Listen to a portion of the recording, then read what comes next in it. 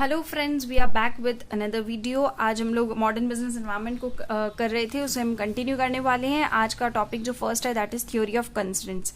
Theory of constraints का मतलब क्या होता है कि आपके बिजनेस ऑर्गेनाइजेशन में बहुत सारी एक्टिविटीज़ होती हैं, तो there are some bottleneck activities, there are some non bottleneck activities. अब बॉटलनेक एक्टिविटी का मतलब क्या होता है कि वो एक्टिविटी जिसका आपका जो कैपेसिटी है is not equal to the capacity of other activities. Like आपकी अगर एक plant A and plant B है, अगर आपका एक प्रोडक्ट है पी, अगर इसको दोनों में प्रोसेस करना होता है एंड देन हमारा फाइनल प्रोडक्ट पी बनता है। अगर आपकी ए की capacity to produce only 50 units है एंड बी की कैपेसिटी 80 यूनिट्स है, तो इसका मतलब आपका जो प्लांट ए है वो आपका बॉटलनेक एक्टिविटी है जो कंस्ट्रेन कर रहा है आपकी प्रोडक्शन को, आपके थ्रूपुट आउटपुट को जो कंस्ट्रेन कर रहा है। इससे आपका थ्रूपुट कॉन्ट्रीब्यूशन जो है वो मिनिमम होने वाला है, कम होने वाला है because of that A bottleneck activity. So theory of constraint जो है वो यही बात करता है कि आपको फाइंड आउट करना कि आपकी कौन सी नॉन बॉटलनेक एक्टिविटी है एंड देन आप उसको कैसे एलिमिनेट कर सकते हो, कैसे आप अपने ऑर्गेनाइजेशन के अंदर बेटरमेंट ला सकते हो, प्रोडक्शन को आप इंक्रीज कर सकते हो, that ultimately increase your throughput contribution. So operational measures basically 3 होते हैं: throughput, investment, operating expenses. Throughput मतलब होता है मेजर्स इनकमिंग मनी, कि आपका कितना पैसा आने वाला है because of that output. And then investment हो गया measures money tied up with the system, आपकी सिस्टम के अंदर कितना पैसा टाइड अप हो चुका है। And operating expenses that money leaving the system. So हमें क्या करना, हमें इंक्रीज करना अपना थ्रूपुट, मिनिमम करना इन्वेस्टमेंट एंड ऑपरेटिंग एक्सपेंसेस को कम करना है। सो बॉटलनेक एक्टिविटी में यहाँ पर जो गोल्ड्रेट ने 5 स्टेप मॉडल बताया है for the improvement of the performance. तो बेसिकली आप अपने बॉटलनेक एक्टिविटी को फाइंड आउट करते हो एंड देन उसको रिमूव करते हो ताकि आपका प्रॉफिट जो है मैक्सिमम हो सके। So this is basically where availability of resources is minimum in comparison to the requirement, हम उसको बोलते हैं बॉटलनेक एक्टिविटी। अब जो हमारे पास स्टेप्स हैं कि कैसे मैनेज कर सकते हैं, तो पहले तो गोल्ड्रेट के हम लोग स्टेप्स पढ़ लेते हैं कि उसने बोला है कि पहले आप आइडेंटिफाई कर लो बॉटलनेक को, देन आप फुल्ली उसको यूटिलाइज कर लो, that is exploiting the constraint. And then आप क्या करो, नॉन बॉटलनेक एक्टिविटी को उसका सबऑर्डिनेट बनाओ, दैट मीन्स आपका जो पेस है वो सेम करो बॉटलनेक नॉन बॉटलनेक एक्टिविटी का। एंड जो नॉन बॉटलनेक एक्टिविटी का टाइम रिसोर्सेज है उसको सपोर्ट करने के लिए यूज करो ताकि बॉटलनेक एक्टिविटी जो है वो कम हो जाए। एंड देन आप एलिवेट करो परफॉर्मेंस को, दैट मीन्स एनहेंस करो अपने कैपेसिटी एंड एफिशिएंसी को, and then you repeat the process. तो इस तरह से आप करोगे तो अपना जो भी बॉटलनेक एक्टिविटीज़ हैं जो हमारे पास आई हैं तो वो कम से कम होंगी एंड हमारा प्रोडक्शन बेटर होगा, हमारा आउटपुट बेटर होगा, that will ultimately increase our profits. Moving ahead हम लोग बात करते हैं थ्रूपुट अकाउंटिंग की। थ्रूपुट अकाउंटिंग क्या होती है? थ्रूपुट अकाउंटिंग का बेसिकली यही कॉन्सेप्ट है कि हम लोग कैसे अपना कैलकुलेट कर सकते हैं कि एक बॉटलनेक एक्टिविटी के आने की वजह से कौन सा प्रोडक्ट हमें प्रोड्यूस करना चाहिए विच आउटपुट इज बेटर। तो इसके लिए हम लोग यूज करते हैं। तो हमारे पास यहाँ पे कुछ स्टेप्स हैं, लाइक हम पहले रिक्वायरमेंट देखेंगे, then we will see the availability of resources, then हम कंपेयर करेंगे और उससे पता चलेगा कि कौन सा हमारे पास जो है प्रोडक्ट हमारे पास बॉटलनेक है। सो उससे हम लोग यहाँ पर कैलकुलेट कर लेंगे। अजम्पशन जो इस थ्रूपुट अकाउंटिंग की रहती है कि हमारे पास जो वेरिएबल कॉस्ट रहती है उसको हम सिर्फ डायरेक्ट मटेरियल कॉस्ट मानते हैं। Variable cost equal to direct material, मतलब लेबर हम लोग यहाँ पर मानेंगे ये जो सारी कॉस्ट है, बाकी सारी क्या है, इनडायरेक्ट कॉस्ट है, बाकी सारे वेरिएबल कॉस्ट नहीं है, बाकी सारे फिक्स कॉस्ट है। तो हम लोग यहाँ पर सिर्फ डायरेक्ट मटेरियल को वेरिएबल कॉस्ट मानेंगे। एंड सो पहले हम लोग बात करते हैं थ्रूपुट रेशियो। थ्रूपुट अकाउंटिंग जो है यहाँ पर कि हम बाद में बात करेंगे, पहले हम बात करते हैं थ्रूपुट कंट्रीब्यूशन पर यूनिट है। तो हम लोग वहाँ पर क्या लेंगे, सेलिंग प्राइस माइनस मटेरियल। हमने बोला कि डायरेक्ट मटेरियल जो हमारा रहेगा वो ओनली वेरिएबल कॉस्ट रहेगा for this purpose theory of constraints के लिए। तो हम लोग इसमें से माइनस कर देंगे, विल गेट द कॉन्ट्रीब्यूशन। और वो कॉन्ट्रीब्यूशन पर यूनिट जो रहेगा that will be divided by the bottleneck resource per unit. Bottleneck resource per unit जो हमारे पास रहेगा, लाइक ये एग्जांपल हम यहाँ पर देख सकते हैं कि सेलिंग प्राइस हमारे पास इतना है, मटेरियल जो अदर वेरिएबल कॉस्ट है दैट इज इतना, माइनस कर देंगे, हमारे पास आ गया 42।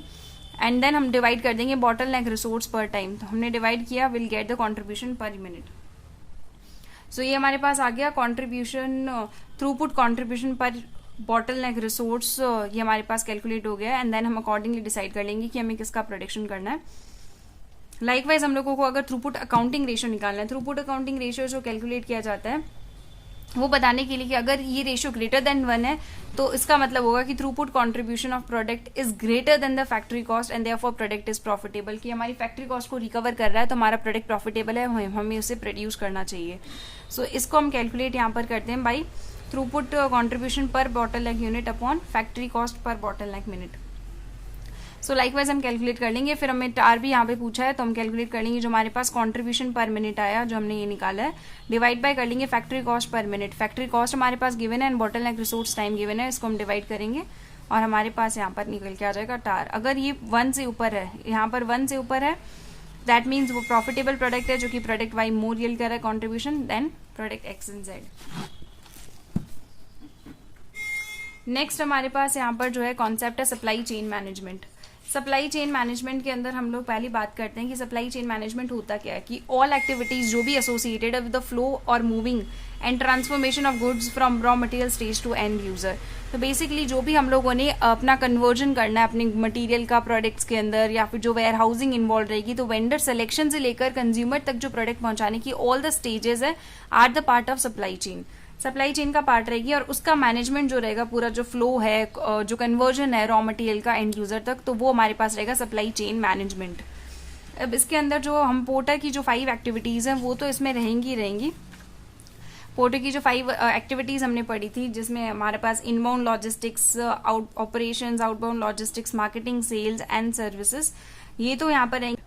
प्राइमरी एक्टिविटीज तो ऑब्वियसली वही रहेगी कि आपके पास इनपुट्स रिसीव होंगे, देन आप ऑपरेशन से इनपुट्स को कन्वर्ट करोगे इनटू आउटपुट एंड देन उसका आप स्टोरेज करोगे, वेयर हाउसिंग करोगे and then marketing, sales, service वगैरह करोगे। सो टाइम जो पोर्टर की जो प्राइमरी एक्टिविटीज थी that will also present here, यहाँ पे प्रेजेंट रहेंगी। एंड साथ ही साथ में जो सप्लाई चेन बेसिकली जो यहाँ पर जो कंटिन्यूस एफर्ट रहता है टॉप मैनेजमेंट का टू द बॉटम, ये जो प्रोसेस होता है इसमें मेन जो एक्टिविटीज हम देखेंगे प्रोडक्शन प्लानिंग है, कि पहले आप क्या करोगी कि पहले प्लान करोगी कि what are the requirements of the customer and accordingly आप उसके हिसाब से क्या करोगे, प्रोड्यूस करोगे।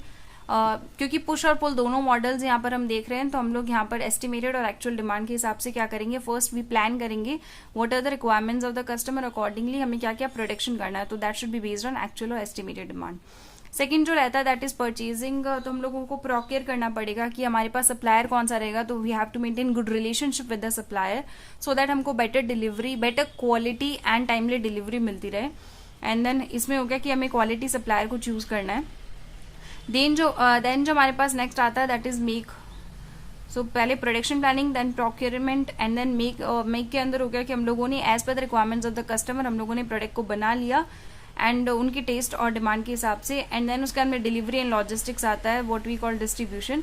तो डिलीवरी जो बेसिकली रहेगी आइदर इनबाउंड लॉजिस्टिक्स हो सकते हैं, आउटबाउंड लॉजिस्टिक्स हो सकते हैं। इनबाउंड लॉजिस्टिक्स मतलब हम लोगों ने अपने ट्रेनिंग वगैरह दे रखी है स्टाफ को टू फॉर दैट क्या बोलते हैं उसको, डिलीवरी पर्पस के लिए। एंड आउटबाउंड लॉजिस्टिक्स का मतलब जब आपने टाई अप कर लिया with the third party, outsource कर लिया कि आप अपना डिलीवरी जो कैसे लेने वाले हो। तो एक्सीलेंट सिस्टम आपको यहाँ पर इंश्योर करना पड़ता है for the movement of material and man, material and goods. And then उसके अंदर हमारे पास 2 तरह की सप्लाई चेन जो हम देखते हैं, पुश एंड पुल मॉडल, जिसकी मैंने पहले बात की थी। तो पुश एंड पुल मॉडल यहाँ पर हो गया। पुश मॉडल होता है, एक होता है पुल मॉडल। पुश मॉडल का मतलब सिंपली आप अगर एस्टिमेटेड डिमांड के हिसाब से अगर करते हो, दैट मीन्स ऑन अजम्पशन अगर आप कर रहे हो कि कस्टमर को ये चाहिए होगा, कस्टमर के लिए ये बनाना चाहिए, इस हिसाब से अगर काम कर रहे हो तो वो गया push model. And pull model as per the actual demand of the customer, की कस्टमर ने क्या बोला है वैसा ही प्रोडक्शन आगे हो रहा है। यहाँ पे बता रखा है कि सप्लायर यहाँ पर क्या करता है, फोरकास्ट करता है कि what to produce, what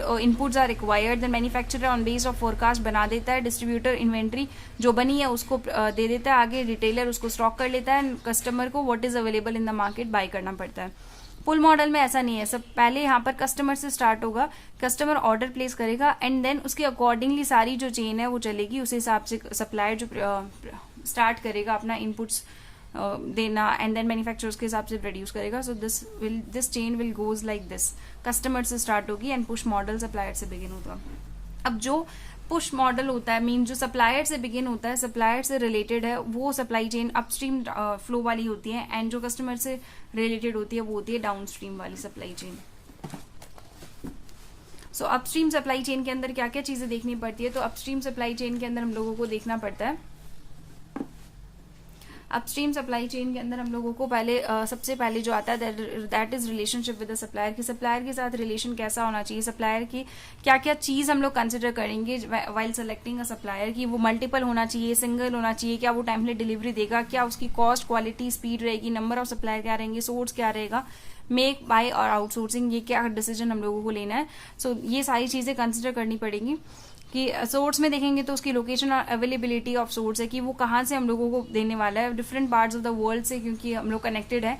so we need a cheap supplier but at the same time वो हमें टाइमली डिलीवरी दे, क्वालिटी दे, तो हम लोगों को उसकी लोकेशन अवेलेबिलिटी देखनी है। नंबर ऑफ सप्लायर्स, अगर आप ज़्यादा नंबर ऑफ सप्लायर्स का मतलब क्या हो गया कि अगर आपका एक ही सप्लायर रहेगा तो आपको बल्क डिस्काउंट्स मिलने के चांसेस हैं, बट वहाँ पर भी पॉसिबिलिटी रहेगी कि वो डिलीवरी ना कर पाए जितना हम लोगों को रिक्वायर्ड होगा, रिस्क ऑफ फेल डिलीवरी रहेगा। Cost, quality, speed of delivery की कॉस्ट क्या रहेगी, कहाँ से मंगवाएं, क्या क्वालिटी वो प्रोवाइड करेगा, and then make buy decision वहाँ पर होगा कि बनाना चाहिए, बाहर से लेना चाहिए, तो ये सारी चीज़ें इसमें कंसिडर करेंगे। सप्लायर के साथ रिलेशनशिप जो हम लोगों को मेंटेन करनी है। एंड देन हम लोग यहाँ पर देखेंगे use of IT, information technology, because emerging जो एरा है, IT is playing a very important role, crucial role play कर रहा है, कि क्योंकि अब सारा जो चीज़ है लाइक ई सोर्सिंग, ई परचेजिंग, ई पेमेंट हो रहा है। ई सोर्सिंग मतलब आप क्या करते हो, ऑनलाइन फाइंड करते हो, आप अपना इन्विटेशन टू टेंडर, मतलब आप क्या करते हो, अपना कोटेशन जो है वो सबमिट करते हो, एंड देन आपको क्या करना पड़ता है, उसके हिसाब से आप चूज करते हो सप्लायर। लाइक आपके पास, आपने को सप्लायर चाहिए, आपने अप्लाई कर दिया that multiple suppliers can apply to the our business. So अब मल्टीपल सप्लायर से जो हम लोगों को रिक्वेस्ट आएगी तो हम ई सोर्सिंग से क्या करेंगे, फाइंड आउट करेंगे बेस्ट सप्लायर कौन सा है, एंड देन ई परचेसिंग हम लोग ऑनलाइन जो अपना ऑर्डर प्लेसमेंट कर सकते हैं, इससे हमें लेसर टाइम में, लोअर कॉस्ट में बेटर रिजल्ट्स यहाँ पर मिलते हैं प्रोडक्ट सिलेक्शन एंड ऑर्डरिंग के अंदर। एंड देन ई पेमेंट है, तो ऑब्वियसली आपके ई पेमेंट, अब ट्रांसफर्स जो है वो भी ई पेमेंट यहाँ पर हो गए हैं। तो ना कि सिर्फ अब ई परचेजिंग है, ई पेमेंट भी हो चुका है, दैट इज ऑनलाइन अब ट्रांसफर होते हैं, जिसमें जीरो एरर होता है, क्योंकि मैनुअल जो यहाँ पर रहता था फॉर्म, उसमें मे बी रिस्क यहाँ पर रहता था, बट अब इनवॉइसिंग एंड फंड ट्रांसफर सब कुछ इलेक्ट्रॉनिकली हो गया है।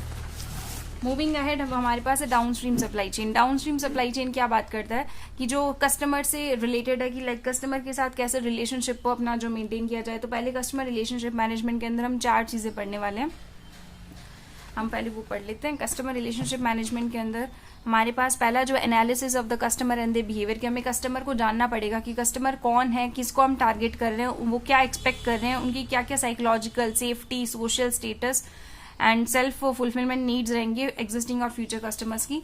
And then customer account profitability, की कौन सा कस्टमर हम लोगों को कितना प्रॉफिट देने वाला है।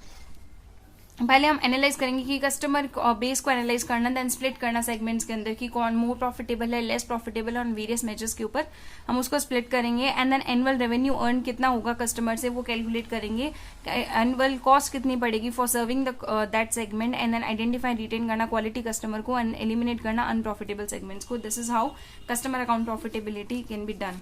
लाइक बैंकिंग सेक्टर के अंदर किया जाता है, प्लेटिनम, गोल्ड, इस तरह से जो lead, iron, gold, platinum customers है, तो सबसे जो हाई क्वालिटी रहता है प्लेटिनम, देन उसके अंदर गोल्ड, उसके अंदर iron, lead, and least profitable customer जो अनप्रॉफिटेबल होते हैं उनको एलिमिनेट, अनडिजायरेबल जो होते हैं उनको एलिमिनेट किया जाता है। Customer life time value, customer life time value का मतलब है कि आपका जो नेट प्रेजेंट वैल्यू होगी, जो भी आपके आउटफ्लोज और इनफ्लोज होंगे, उनका जो डिफरेंस होगा उससे हम निकालेंगे कि कितना हमारे पास नेट इनफ्लोज आ रहे हैं। तो एक कस्टमर अपनी पूरे लाइफ टाइम के अंदर, रिलेशनशिप के पूरे लाइफ टाइम के अंदर हमें कितनी जो है प्रोजेक्टेड यहाँ पर वैल्यू प्रोवाइड कर रहा है। सो ये हम लोग यहाँ पर देखेंगे कस्टमर लाइफ टाइम वैल्यू से। एक यहाँ पर एक क्वेश्चन दे रखा है जहाँ पर हम लोगों ने निकाला है कि हमारे पास कितनी उसकी कॉस्ट रहेगी, क्या हमारे पास रेवेन्यू रहेगा, एंड देन टोटल रेवेन्यू, और हम दोनों इनका डिफरेंस निकाल के नेट रेवेन्यू यहाँ पर हमने कैलकुलेट किया है। अगर ये पॉजिटिव रहता है तो दैट मीन्स हमारे कस्टमर की जो है लाइफ टाइम वैल्यू वो पॉजिटिव है, and yes it is a profitable customer, hence हम लोगों को उसके रिलेशनशिप पर वर्क करना चाहिए। नेक्स्ट है customer selection, acquisition, retention and extension. Customer selection मतलब कस्टमर को फाइंड आउट करना कि किस तरह के कस्टमर को हम टारगेट कर रहे हैं, क्या वैल्यू प्रोवाइड करने वाले हैं, कैसे हम उन तक पहुंचेंगे। कस्टमर एक्विजिशन मतलब न्यू कस्टमर्स के साथ रिलेशनशिप को डेवलप करना, कि इसके अंदर मैथड जो एक्वायरिंग के रहते हैं, ऑनलाइन एंड ऑफलाइन दोनों टेक्निक्स अवेलेबल है। ऑफलाइन के अंदर एडवर्टाइजिंग है, डायरेक्ट मेल है, ऑनलाइन के अंदर हम लोग online PR, partnerships, opt in email, viral marketing, ये सारे मेथड्स ऑप्ट कर सकते हैं। कस्टमर रिटेंशन के अंदर हमें एग्जिस्टिंग कस्टमर के साथ अपना रिलेशनशिप कैसे मेंटेन करके रखना है, लाइक अंडरस्टैंड करना उनकी नीड्स क्या है, उनके कस्टमर सेटिस्फेक्शन के लिए वर्क करना, उनको क्वालिटी पे फोकस करना और बाकी सारी चीज़ें लाइक रिलायबिलिटी, रिस्पॉन्सिवनेस, टेंजिबल, ये सब प्रोवाइड करना और ई टेक्निक्स का भी यूज़ करना, like mass customisation, personalisation, extranets, ये सारे मेथड्स यूज़ करके एग्जिस्टिंग कस्टमर को रिटेन करके रखना। कस्टमर एक्सटेंशन का मतलब हो गया resell, cross sell, upsell, 3 method से हम कस्टमर को एक्सटेंशन कर सकते हैं, कस्टमर को बढ़ा सकते हैं। लाइक हम उनको प्रीवियस जो सेल किया था वैसा ही सिमिलर प्रोडक्ट और सेल करके कर सकते हैं। क्रॉस सेल हो गया, हम क्लोजली रिलेटेड प्रोडक्ट को बेच सकते हैं, और अपसेल का मतलब मोर एक्सपेंसिव प्रोडक्ट बेच सकते हैं। सो इस तरह से हम कस्टमर के साथ अपना रिलेशनशिप अच्छे से मेंटेन करके रख सकते हैं। उसके बाद हमारे पास है यूज़ ऑफ आईटी। तो कस्टमर के रिलेशनशिप के अंदर आईटी का यूज़ क्या रहता है? For the collection of orders and to record the sales.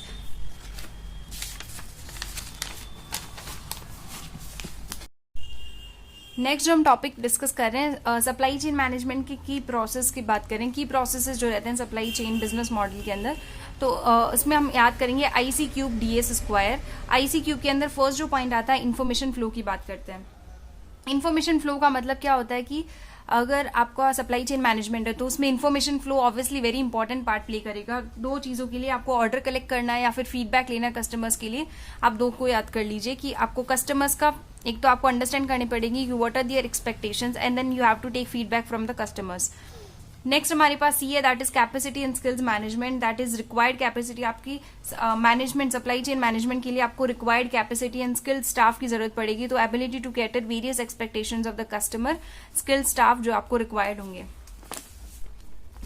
Next हमारे पास है that is cash flow. Cash flow की बात करते हैं तो कैश फ्लो जो है बिजनेस के अंदर पेमेंट लेने के लिए और साथ ही साथ पेमेंट करने के लिए, सप्लायर से पेमेंट, सप्लायर को पेमेंट करने के लिए कैश फ्लो जो इनफ्लोज को कलेक्ट करने के लिए इसकी रिक्वायरमेंट होती है सप्लाई चेन मैनेजमेंट के अंदर। थर्ड हो गया कैश फ्लो।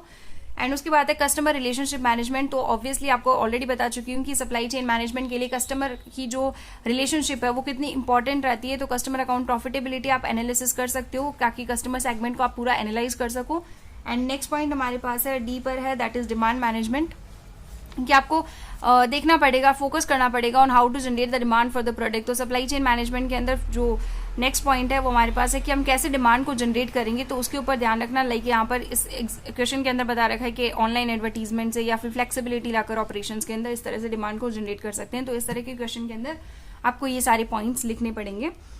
नेक्स्ट जो हमारे पास है एस में सप्लायर रिलेशनशिप मैनेजमेंट है। तो जैसे कस्टमर का रिलेशनशिप इंपॉर्टेंट था वैसे सप्लायर जो हम लोगों को प्रोवाइड कर रहे हैं inputs, supplies who provide services of the requisite quality, तो हमें उसकी क्वालिटी को आइडेंटिफाई करना कि वेदर वो हमें क्वालिटी प्रोवाइड कर रहे हैं या नहीं कर रहे हैं।